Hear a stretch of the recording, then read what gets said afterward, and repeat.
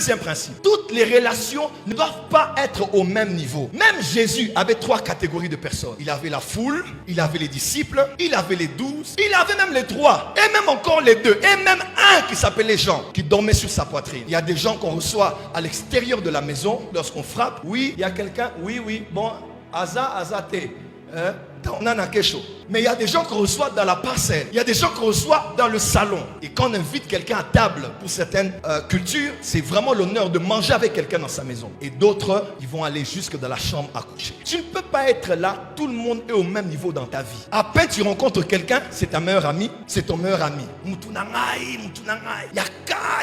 Il y a des gens qui ont des légèretés des fois.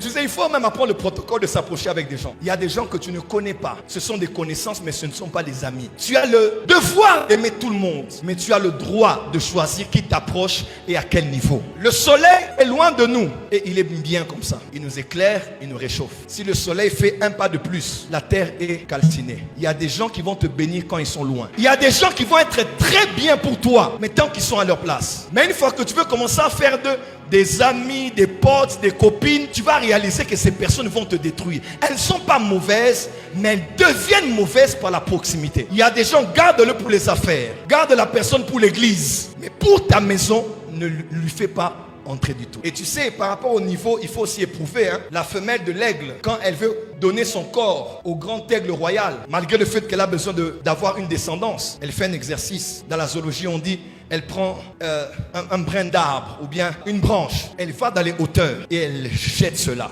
Et l'aigle doit descendre d'un vol rapide et aller récupérer et remonter. Elle fera ça autant de fois. Pourquoi? Parce que plus tard, quand elle donnera un petit avec l'aigle, l'entraînement du petit aiglon passe aussi comme ça. On va devoir jeter l'aiglon, le père va descendre, va le récupérer et le faire monter. En d'autres termes, si je ne peux pas te faire confiance avec une branche, je ne te ferai pas confiance avec mes enfants. Oh, comment? Il y a des gens qu'il faut éprouver. Quelqu'un va dire, non, il faut croire aux gens. L'amour croit tout. Papa, Dieu les a fait passer dans le désert pour les éprouver. Comment le Dieu omniscient qui connaît nos cœurs va éprouver quelqu'un pour connaître son cœur? Si Dieu a éprouvé quelqu'un, qui suis-je pour ne pas le faire? Papa Archibishop racontait un témoignage. Il a dit dans son église, un milliardaire était venu et il a demandé quelqu'un d'un certain profil pour les affaires. Il connaissait un seul frère à l'église, très ingénieux. Il rencontre le frère, il dit, mon fils, il y a quelqu'un qui était là la semaine passée.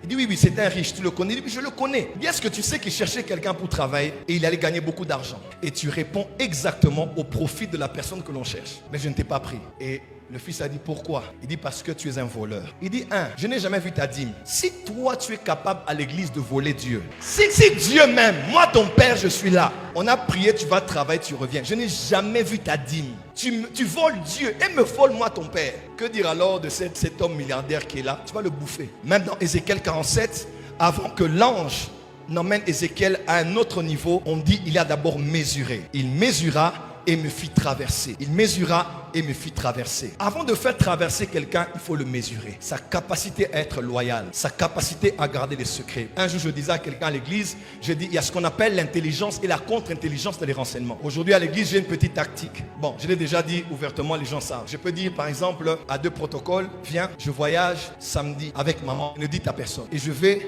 chez notre protocole, je dis, je voyage lundi prochain, mais ne dis à personne. Si le week-end qui arrive, j'entends quelqu'un dire, ah papa, on a appris que tu partais lundi, je sais qui a parlé. Ou quelqu'un dit, j'ai appris que vous partez samedi, je sais qui a parlé. Parce que la loyauté est plus importante que la compétence. La compétence peut être acquise.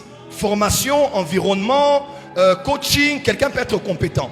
Mais la compétence relève de l'habilité et des capacités. Mais la loyauté relève du cœur. Regardez notre père l'apôtre, son père spirituel n'est plus là, il n'est plus là. Mais même l'archevêque Nicolas qui vient ici, il sait que le père spirituel de cet homme n'est plus.